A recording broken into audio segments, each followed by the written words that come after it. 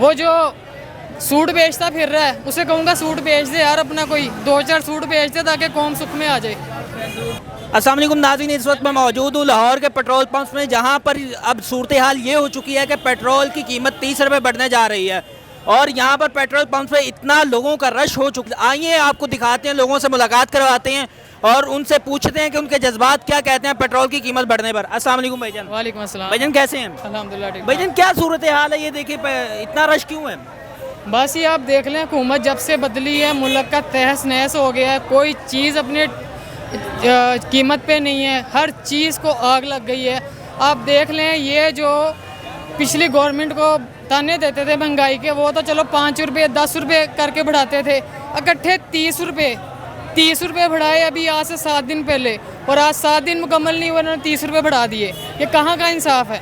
वो जो सूट बेचता फिर रहा है उसे कहूँगा सूट बेच दे यार, अपना कोई 2-4 सूट बेच दे ताकि कौम सुख में आ जाए।